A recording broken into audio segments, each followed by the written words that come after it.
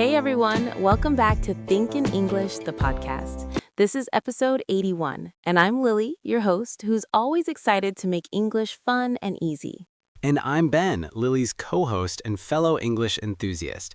Today we're diving into something super useful, basic prepositions of place. You know, those little words like in, on, and at that tell us where things are. Exactly, Ben.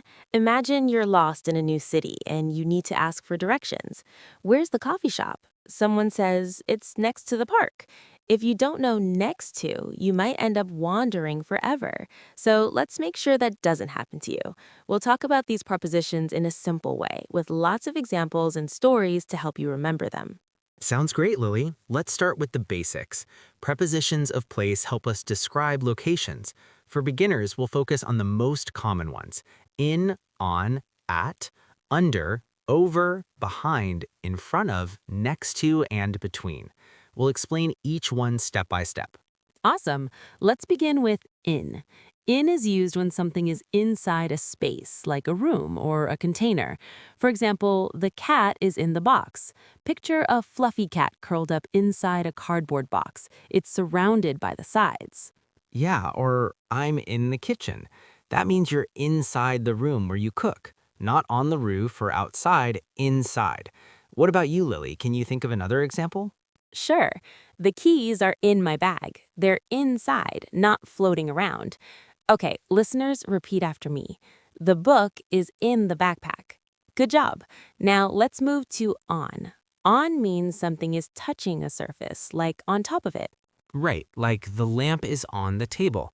It's sitting on the flat surface. Or the picture is on the wall.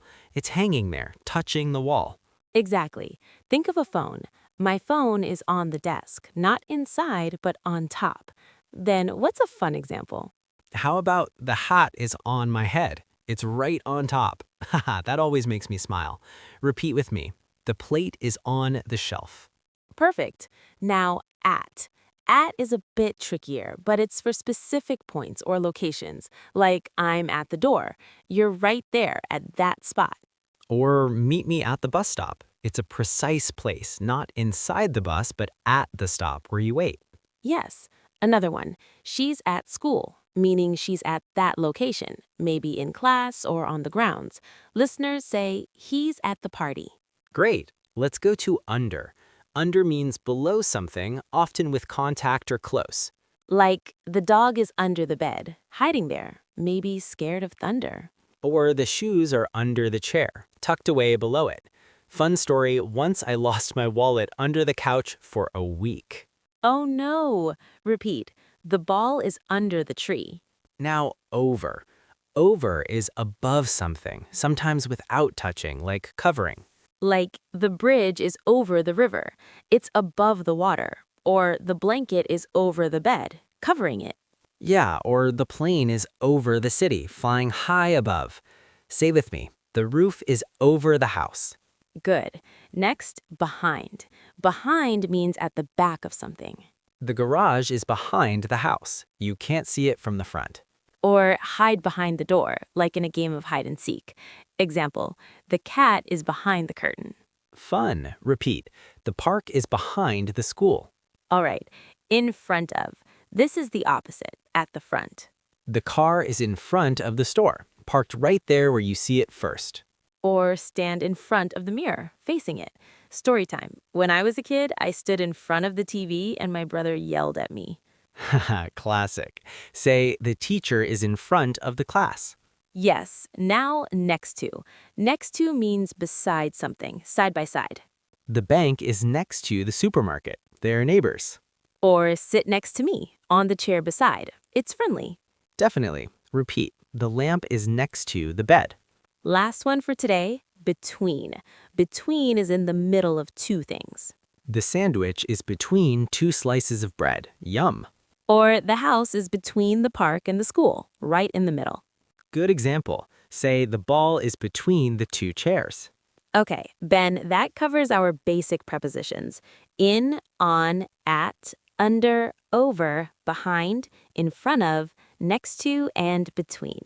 But let's make it stick with a little story. Love that idea. Imagine you're in a cozy room. The clock is on the wall. Your book is in the drawer. The rug is under the table. A lamp is next to the sofa.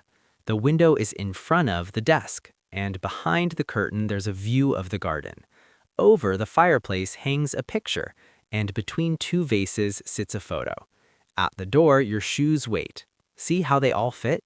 Perfect visualization. Now to practice, let's play a quick game. I'll describe something and you guess the preposition.